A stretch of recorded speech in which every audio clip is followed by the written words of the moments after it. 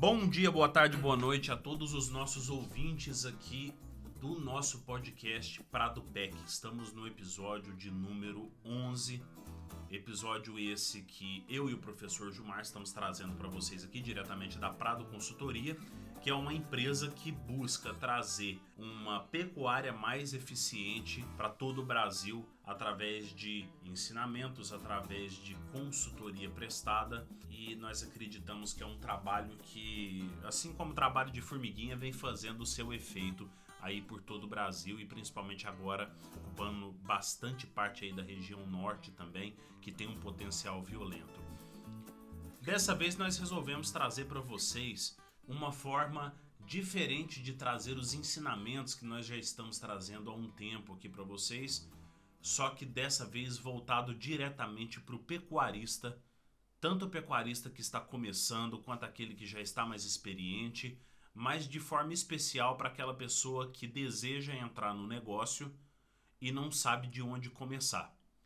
Nós vamos praticamente hoje descrever um passo a passo aqui de como você deve conduzir o sistema pecuário como um negócio, só que nós não vamos fazer isso de forma didática ou de forma de separar em módulos de ensinamento. Nós vamos fazer de uma forma que acredito que muitos de vocês vão gostar bastante, que é contando a história do professor Gilmar enquanto pecuarista. Então, professor, conta pra gente um pouco desse formato, em primeiro lugar, o porquê que você teve essa vontade de entrar na pecuária e depois formando uma linha do tempo aí a gente conseguir construir quais foram os passos que você teve de entrada na pecuária, quais as dificuldades que você teve, decisões que você tomou corretas e decisões incorretas que trouxeram ensinamentos e aos poucos você foi conseguindo galgar o sucesso para a Fazenda Uberaba, que hoje é um grande exemplo, inclusive para nós da Prado Consultoria hoje. Olá, pessoal que está nos acompanhando no Prado PEC podcast. Mais uma vez, uma grande honra estar participando, poder chegar até vocês, profissionais, empresários, estudantes, professores do agro. Eu, discutindo com o Neto ontem, resolvemos fazer um módulo diferente, um podcast que a gente vai mostrar uma experiência de uma pessoa que não tinha nada como pecuarista no início da vida profissional e hoje pode-se dizer que tem a pecuária como principal atividade econômica e lucrativa.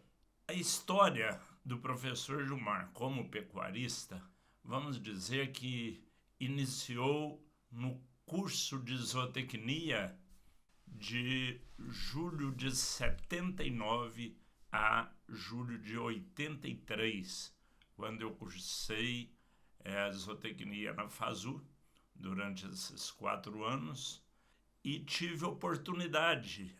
Até então eu era um aluno que não tinha propriedade rural, os pais não tinham propriedade rural, e eu via que a maioria dos colegas eram de origem de pais que tinham propriedade rural. E o pessoal achava até muito difícil falar, mas como? Seu pai não tem fazenda, você não tem fazenda na família, é uma profissão pouco conhecida, zootecnia, e como que vai fazer? Então, eu acho que o início foi por aí, que eu adotei isso como um desafio. Um desafio que eu vou ser um produtor rural. Ainda quero ser um produtor rural eficiente. Pequeno, médio, grande, mas eficiente, de qualquer forma. E quero levar todo o meu conhecimento dentro da zootecnia para o meu laboratório dentro de uma propriedade minha. Então isso hoje aí com 37 anos decorridos, O que eu vou contar aqui aconteceu durante esses 37 anos e que levou a atingir esse objetivo que eu tracei durante minha vida.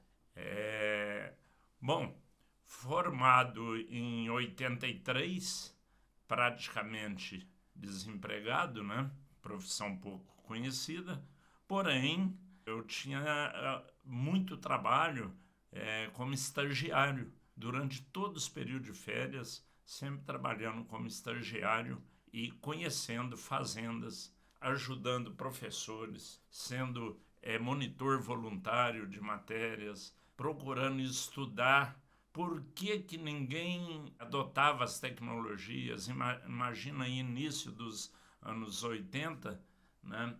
Pouca gente adotando tecnologia dentro da pecuária. Quando adotava tecnologias básicas, por exemplo, o uso de suplemento mineral. Outro exemplo, fazer uma estação de monta em um gado de cria. Coisas tão simples e que levavam a resultados muito expressivos. E começamos a praticar isso bastante durante os primeiros anos e sempre estudando.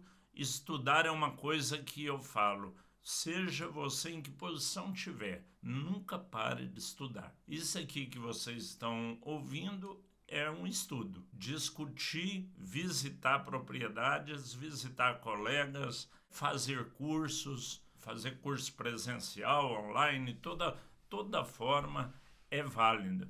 Nós estamos adquirindo experiência. Então eu sempre fiz isso e com 2 anos praticamente de formado, eu já fui para a vida acadêmica.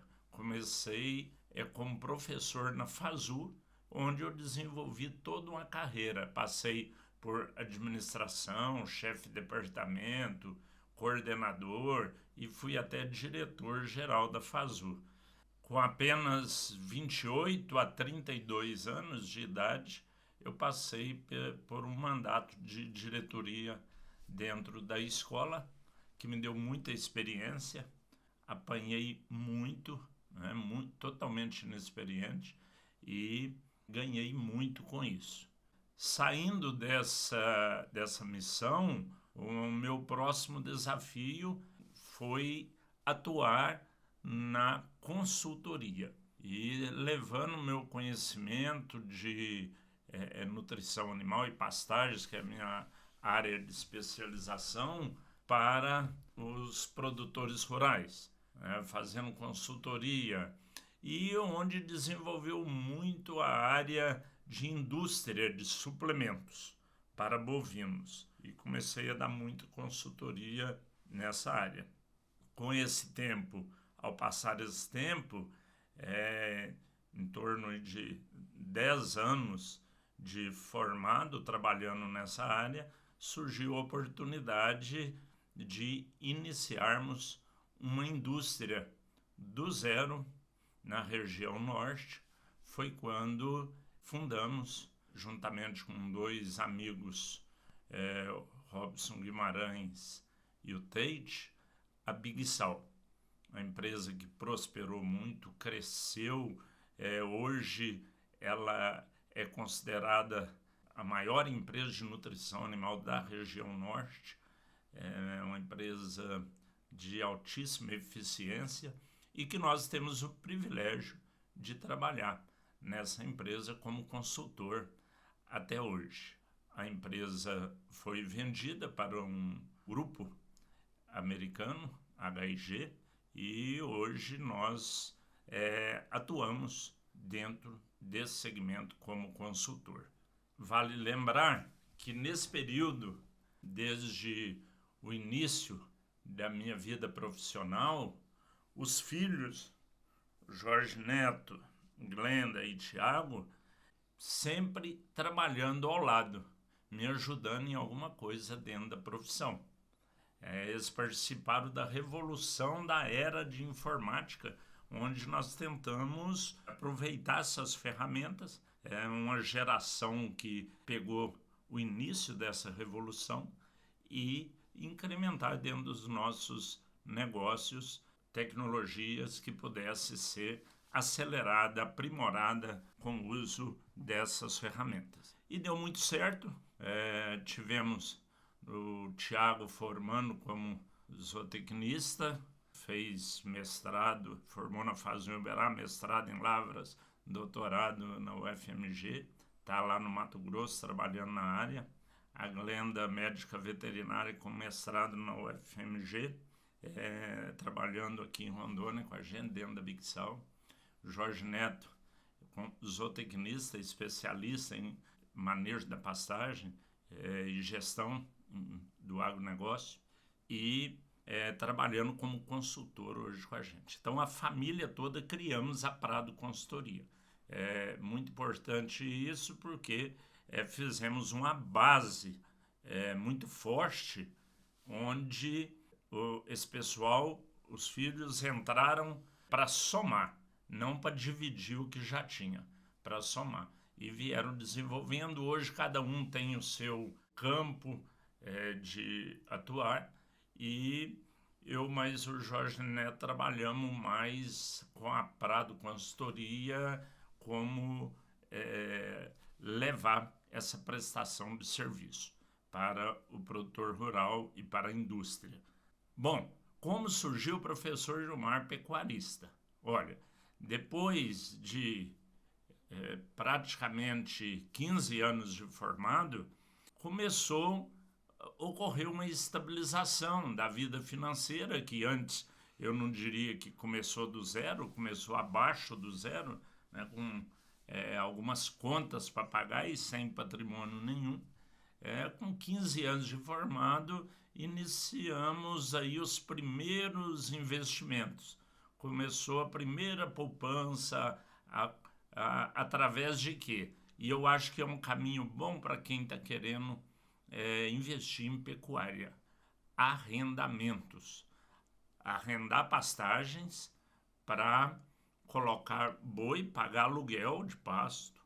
Foi e continua sendo uma opção formidável para iniciar a vida de empresário da pecuária, porque eu acho que o espaço para ser pecuarista tem que ser empresário da pecuária, né? Aquela pecuária extensiva, onde os animais se viram com o que tem na fazenda e eu não tenho controle de nada, nós não vamos nem discutir, porque ela é totalmente ineficiente, assim como todo ramo que você vê de trabalho, vê aí ao seu lado. Quem você conhece?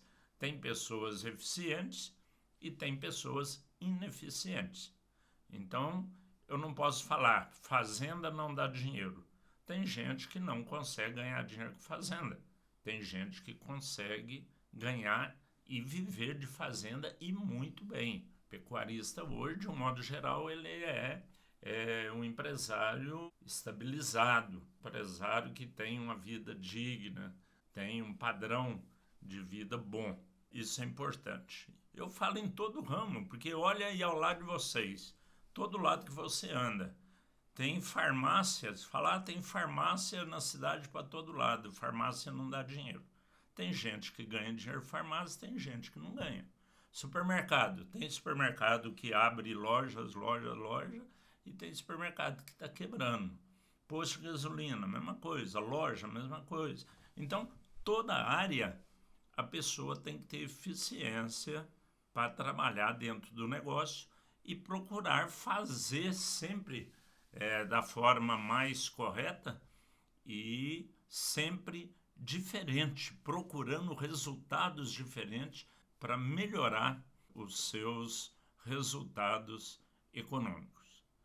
Pois bem, eu acho que o arrendamento ele é muito interessante porque você não precisa do patrimônio. A gente que não tem dinheiro para comprar uma fazenda, que é um capital imobilizado muito alto, como eu vou começar? O boi, eu posso comprar 5 bezerros, 20, 50, 100, 1000, não importa, qualquer quantidade. Hoje você acha arrendamentos para qualquer quantidade, né? Eu posso arrendar uma fazenda para colocar 100 bois, 100 bezerros e começar a minha atividade com 100 bezerros, né? Hoje eu tenho a minha propriedade, com o tempo foi adquirida, mas ainda tem alguns negócios em arrendamento. Não é o melhor negócio do mundo, mas é uma ótima forma de fazer um capital, porque o boi tem liquidez. Você tem 100 bezerros hoje, amanhã você tem 100 garrotes, e depois tem 100 bois magro e tem 100 boi gordo. Então, qualquer hora que quiser vender é dinheiro na mão. A liquidez é altíssima. Então, isso é um ponto muito interessante. Hoje nós temos feito contas, Neto, de lucratividade, né, em arrendamento, e chega aí, vamos falar, grosso modo, ter lucratividade próximo de 1,5% a 2% de margem de lucro ao mês em áreas de arrendamento. Então é um bom negócio, né? Hoje não tem aplicação que dá isso. É um bom negócio. Mas, de qualquer forma, a gente tem que ter um mínimo de disponibilidade para cuidar do negócio. Eu estou falando em bezerro porque é uma operação mais simples. Se eu mexo com vaca, já é um pouco mais complexo, já tem reprodução, parição, cuidar de bezerro, inseminar, tal. Mas mexer com o gado de corte apenas na recria ou na engorda é muito mais simples, né? E até o pessoal do leite, né? Que eu acho um pouco mais complexo ainda, porque envolve muita mão de obra. A outra grande vantagem do arrendamento é a mão de obra ser muito pequena. Em média, você usa um funcionário para 1.000 animais. Cuida de 1.000 bezerros ou garrote, um funcionário em arrendamento. E ainda você consegue arrendamentos que a pessoa está tipo que aposentando e te arrenda e fica olhando o gado para você ainda. Esse eu acho que é o melhor ainda, né? Pessoas, desde que seja de confiança, o ideal. Então, esse formato possibilitou, eu comecei aí com 50 bezerros e dentro de 10 anos eu já estava aí próximo de 1.000 animais, né? São 10 anos de escalada. Com 2 anos que estava fazendo arrendamento, surgiu a oportunidade de comprar a área que eu estava arrendando, que hoje é Rondônia, município de São Francisco do Guaporé. Na época foi uma oportunidade grande, porém ninguém queria ir para aquele lugar, porque o acesso era difícil, são 300 quilômetros de terra, quando chove não entra e não sai, então a maioria do pessoal falava: o professor está ficando doido. Ir para um lugar desse, tem uma vida estabilizada, tem um emprego bom, para que ir mexer? Então aí já fica a primeira lição, né? Ou a segunda lição, né? De que a gente tem que ser um pouco desbravador, um pouco atirado para o negócio, não fazendo loucuras, mas quando enxerga que é uma região que está crescendo e que ainda tem um preço, um valor da terra que daria para adquirir, e conseguimos comprar essa área com um prazo aí bem longo para pagar com o próprio dinheiro dos animais. Então foi uma oportunidade. E isso começou no ano 2000, no arrendamento. 2003, nós compramos a área. 2013, terminamos de pagar a área. Então, durante esses 10 anos pagando essa terra, o que a gente produzia era para pagar a terra. Então, foi aquisição do imóvel, do patrimônio. Professor, você sabe dizer para a gente aí, nesse período, quanto tempo que foi de dinheiro saindo do seu patrimônio pessoal, do seu capital pessoal, para auxiliar esse desenvolvimento da fazenda? Em que ponto desses 10 anos que a fazenda chegou no ponto do empate, onde o próprio capital dela pagava essas parcelas anuais, né? E a partir de que ponto, porque assim, a Fazenda Uberaba ela chegou num ponto em que antes de completar o pagamento dela, ela já conseguia gerar lucro, né? Então até a gente conseguia pensar em pequenos projetos de expansão ou de intensificação dentro da fazenda. Dá uma explorada conosco aí um pouco mais dessa linha do tempo aí dentro desses 10 anos, como é que foi essa evolução de a eficiência do que você aplicava lá dentro e aos poucos conseguindo fazer você finalizar esse pagamento. Neto, é interessante que o início da atividade, quando adquirimos a área, os 3 primeiros anos houve necessidade de colocar o ganha-pão, o salário de profissional fora, como consultor, como professor, dentro da atividade, para ajudar a pagar, porque os animais que vendia não eram suficientes para fazer o pagamento devido. Foram 3 anos. A partir do 3º ano, os outros 7 anos, eu já guardava. Eu lembro que na época, 155 bois gordo por ano para pagar a parcela da fazenda. Então, todo ano eu tinha 155 bois, virou a moeda, porque o acerto era feito em arrobas de boi. Eu considerava um boi gordo 18 arrobas e fechava aí 155 bois. E com isso foi, durante esses 10 anos, quando 2013, terminamos de pagar a propriedade. Bom, terminamos de pagar, passamos para outra etapa. Uma etapa agora de procurar intensificar. Porque até então a gente procurava, eu acho que uma fazenda, o mínimo que você tem que investir, quando não tem dinheiro, como não tinha de forma nenhuma, era procurar ter pastagem na fazenda. Pasto é o alimento natural do boi. Não dá para imaginar uma fazenda criar um gado sem ter pasto. E isso a gente vê muito hoje, né? Compra áreas grandes, põe gado demais às vezes e fica tudo sem comida. Não, a gente procurou sempre trabalhar com mais pasto do que gado, né? Sempre com uma sobrinha para ter um ganho de peso médio melhor nos animais durante o ano. Então, durante essa 3ª etapa, nós começamos a intensificar, a pegar esse dinheiro que até então era usado para pagar um imóvel, ele começou a ser utilizado em divisão de pastagens. Foi um dos pontos que atacamos primeiro.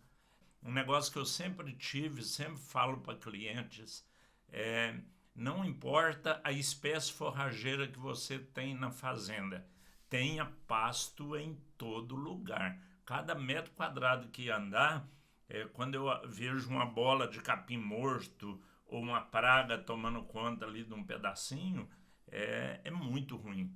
Eu não gosto disso. Tem que ter capim em todo lugar, seja qual for o capim. Tem que ter capim porque é a comida natural do boi. Quanto mais forrada, quanto mais tapete tiver a fazenda, melhor. Então investimos aí em divisão, dividimos muito a fazenda já tinha até então 900 hectares aberto de área de pastagem e 900 hectares de mata fechada, que até hoje é nesse formato, né?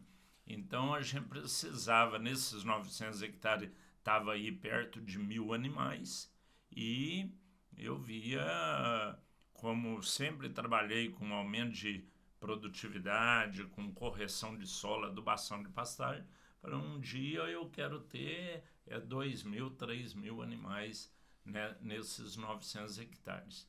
E começamos a trabalhar com esse objetivo de intensificar a produção através principalmente de divisão de pastagens, colocando capim em cada metro quadrado da propriedade.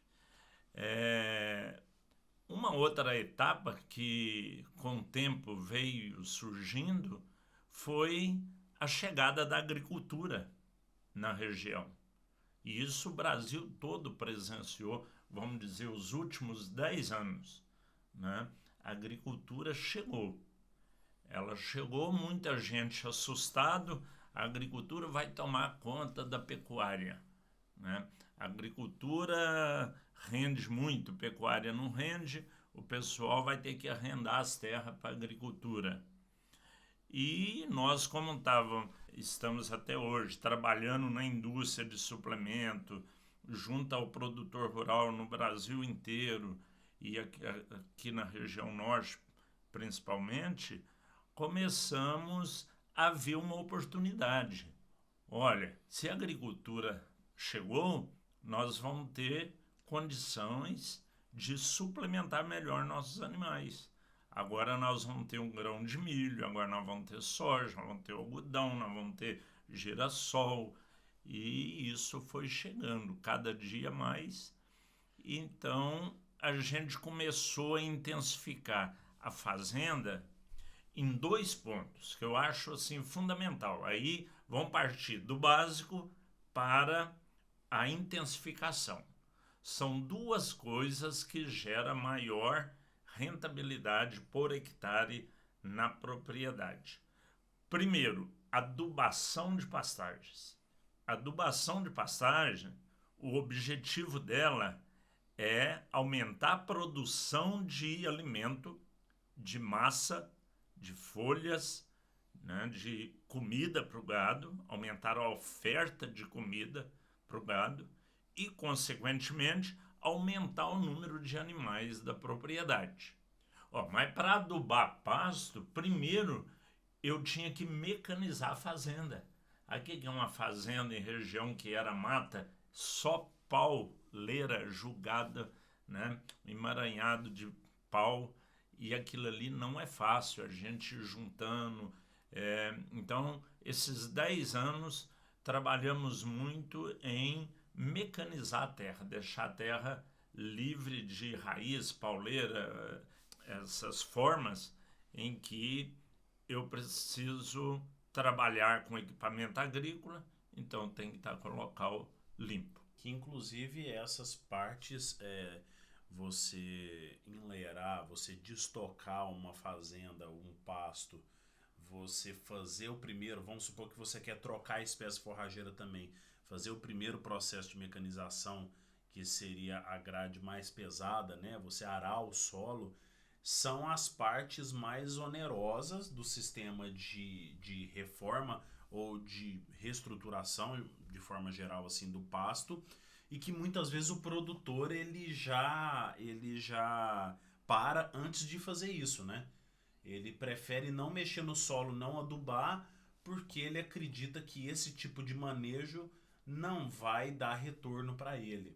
Então conta pra gente um pouco, professor, o que você tem a dizer da influência que esse manejo inicialmente que você fez de conseguir mecanizar o solo fez com que você partisse para o processo de intensificação que você tem hoje, mas sem pensar na despesa imediata, e sim pensando que esse processo iria se diluir aí pelos próximos 10, 15 ou 20 anos, né? Porque você fez uma vez, você não precisa fazer de novo.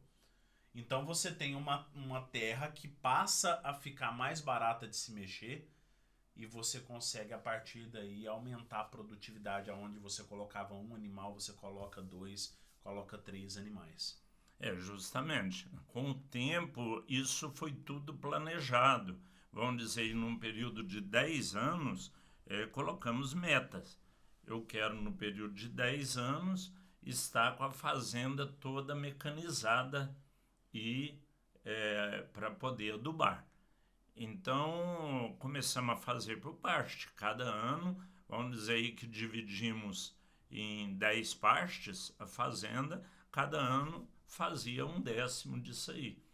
E vamos dizer aí perto de 90 hectares por ano, né? Então, aquele capital que era usado para pagar a terra agora foi usado para mecanizar esse solo para o futuro investimento em adubação. Então, a partir disso, a gente começou a investir em adubação das pastagens, intensificar, porque agora o objetivo é análise de solo, raio-x do que eu tenho no meu solo. O meu solo hoje está suportando 900 animais e o objetivo meu é para ir para o dobro, 1.800 animais, né? Então não é fácil, porque além de você ter que produzir o dobro de comida, você tem que comprar gado. Então isso é complicado. Você investe, produz mais comida, gasta o dinheiro e depois tem que comprar gado para colocar em cima, né?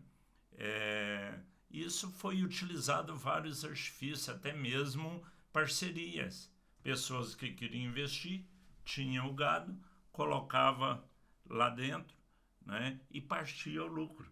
Então, fizemos algumas parcerias durante esses 10 anos e a fazenda ficou assim praticamente toda corrigida.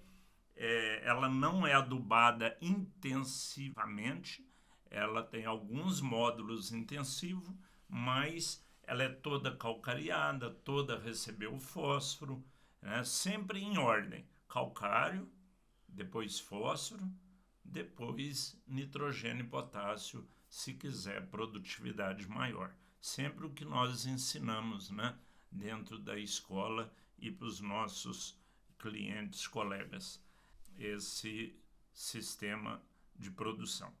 Então, só para a gente explicar para quem está nos ouvindo agora, esse processo de adubação, ele é importante que seja feito o estudo antecipado de análise de solo e que ele seja feito nessa ordem que o professor Gilmar falou, que vem a primeira correção do pH do solo. Então o calcário ele tem uma função muito importante de poder saturar as bases desse solo de forma que todo nutriente que você adicione ali, ele passa a ficar prontamente disponível para a planta. O que acontece se você adubar antes de calcarear é exatamente o contrário. Todo nutriente que você joga, que aí passa a ser um nutriente caro, como por exemplo o fosfato, que é extremamente mais caro do que o próprio calcário, esse fósforo ele vai se mobilizar no solo praticamente fazendo a função do calcário, o que é jogar dinheiro fora. Então a gente precisa fazer as coisas na ordem certa. E aí eu gostaria de lançar uma pergunta para você aqui, professor. O que você tem de relação de lotação que seria antes desse processo de correção e adubação dos solos lá na Fazenda Uberaba, juntamente com a Fazenda Araxá, e o que você tem agora, depois que você fez todo esse processo? Você disse aqui pra gente que hoje toda a fazenda ela é calcareada e que praticamente toda a fazenda hoje já recebeu fósforo, né? O que você tem, sem pensar na adubação nitrogenada que veio depois, juntamente com potássio, mas só nessa adubação de base, qual a relação que você tinha de lotação das pastagens antes e para onde que subiu aí essa lotação hoje, né? Consequentemente, subiu a capacidade de suporte do pasto. Boa pergunta, Neto. Isso aí esclarece muito para o produtor, para o empresário, de que nossos solos, em média, como eu disse, uma fazenda bem estruturada, dividida, limpa, com capim, cada metro quadrado com capim ali dentro, bem manejada, porém sem adubação nenhuma, é média de uma unidade animal por hectare. Então, é o que a gente tinha, 900 hectares, tinha aí entre 900 e 1.000 animais ali dentro. Talvez um pouco abaixo, porque em média os animais, quando a gente fala unidade animal, é animal de 450 kg de peso vivo, né? E na média os animais de uma propriedade em torno de 70% de uma UA, né? Então a capacidade de suporte estava ali próximo de 0,8, 0,9, por aí. Quando nós limpamos a área, aumentamos as divisões, jogamos calcário e fosfato, bem próximo, dobrou a capacidade de suporte. Aí passamos a ter 1.800 cabeças na propriedade, dobrou a capacidade de suporte. Por isso que a gente sempre falou isso. É a parte da adubação mais viável que tem.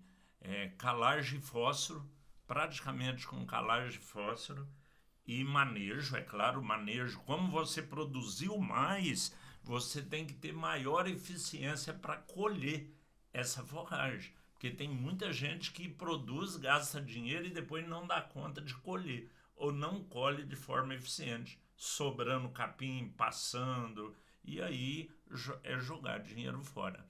Então, principal ponto é adubar, calcário, fósforo, planta bem nutrida, a planta já adoece menos, já não dá praga, a quantidade de pragas que sai no meio da pastagem é muito pequena, o gasto com herbicida reduziu muito, usa sempre, e nós temos que ter um manejo chamado manejo integrado, né?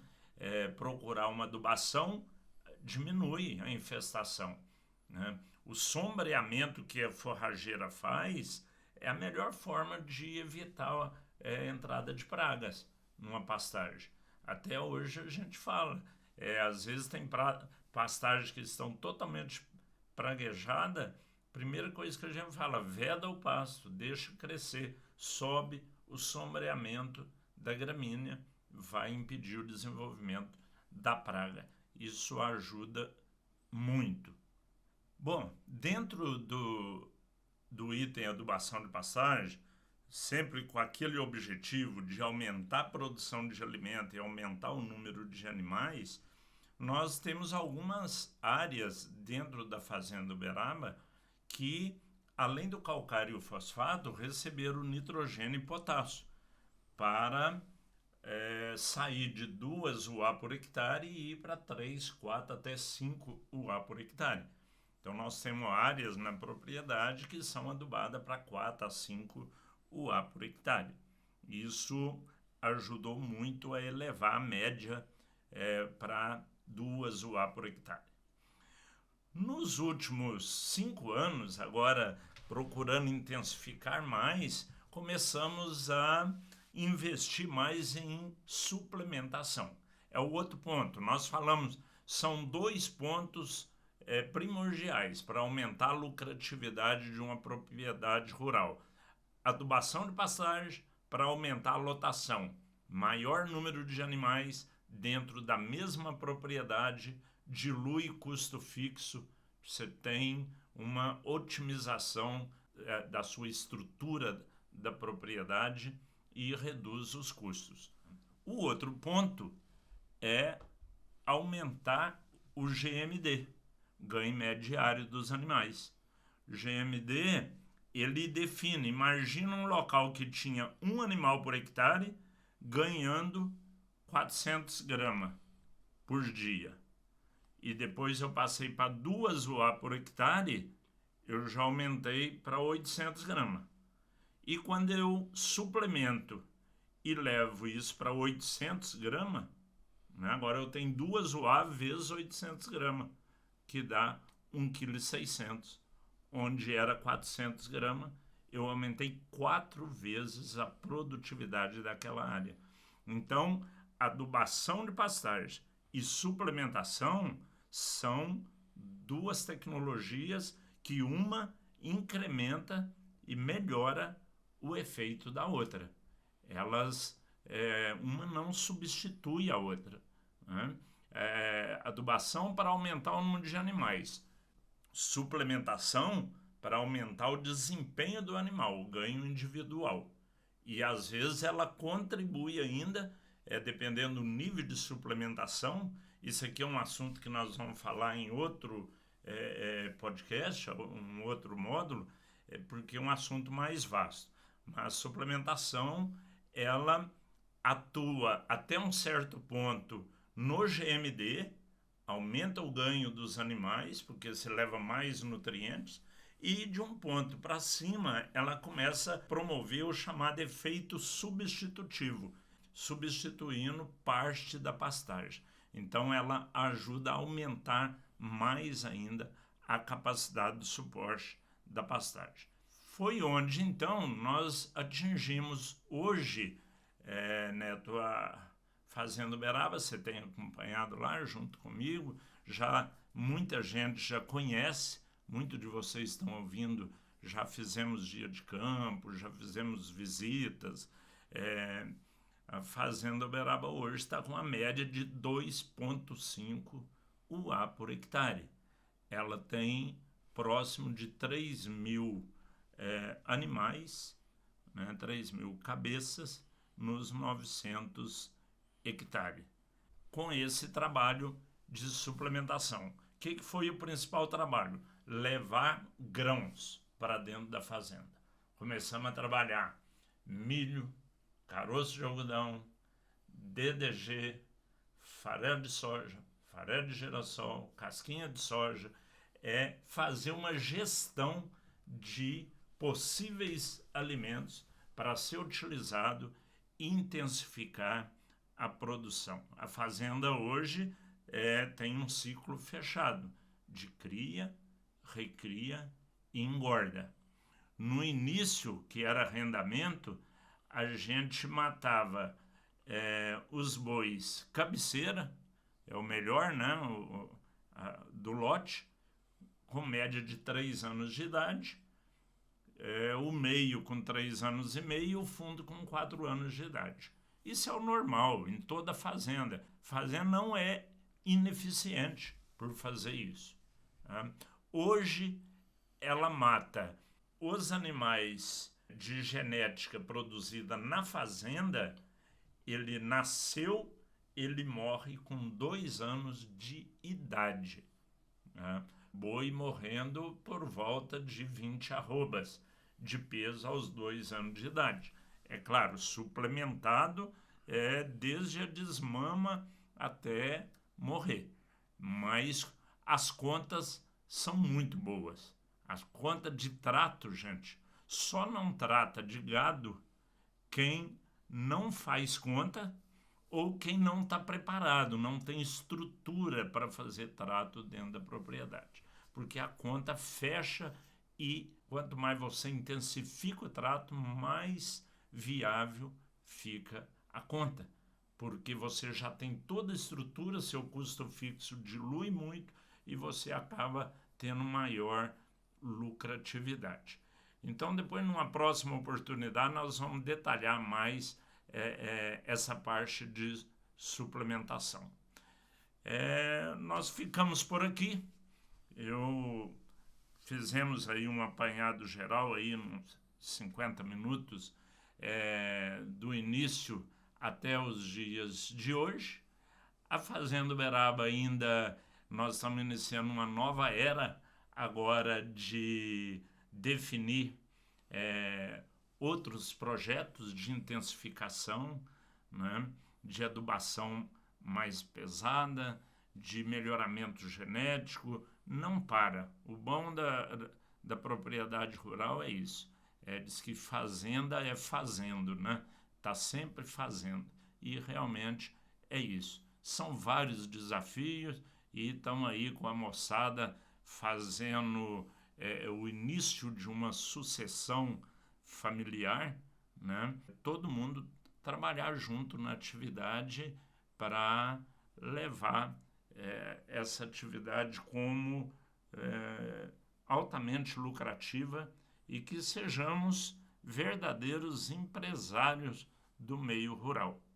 Você ouviu a primeira parte dessa história da estruturação da Fazenda Uberaba e como que o professor Gilmar, juntamente com nós, né, da família e da Prado, conseguimos construir esse império de sucesso, que hoje a gente considera ainda que é uma fração de um império de sucesso, né, que tem muita coisa para se construir para frente. E a segunda parte nós vamos ouvir no episódio de número 13. Lembrando que agora a cada 2 episódios nós temos um episódio do Pradupec Gestão, que é aquele podcast voltado para formação de indicadores de gestão baseados em indicadores de gestão empresarial. E aí no episódio 13 a gente vai retornar com esse assunto dando uma conclusão para a história contada pelo professor Gilmar, já abordando agora o lado da suplementação. Então vocês percebem que a gente passa por muitas tomadas de decisões, a gente passa por muitos momentos aonde às vezes dá até vontade de parar com o negócio, e isso é o que diferencia os empreendedores rurais de sucesso e aqueles empreendedores rurais que continuam só injetando dinheiro na fazenda e nunca retirando nada. A grande diferença está nisso. A gente precisa ter um processo de gestão eficiente e precisa considerar a fazenda como uma empresa, assim como a gente já vem falando há bastante tempo. Muito obrigado a você que está nos ouvindo aqui hoje. Se você não acompanha as nossas redes sociais, vamos lá no Instagram, @pradoconsultoria.pec, você vai nos encontrar lá, você consegue entrar em contato diretamente com a gente se você nos chamar lá no direct. Lá você encontra conteúdos técnicos, onde são vídeos técnicos uma vez por semana e mais algumas passagens ou frases que a gente discute uma vez por semana também. E vira e mexe a gente tem algumas discussões técnicas acontecendo nos stories, temos lives acontecendo com convidados ilustres, e aqui no Spotify ou no Apple Podcast você consegue nos encontrar discutindo conteúdos mais aprofundados, bastante aprofundados inclusive. E todo esse conteúdo, tanto do Instagram quanto do podcast, você consegue encontrar também no canal do YouTube da Prado Consultoria. É isso daí, pessoal. Muito obrigado e até a próxima.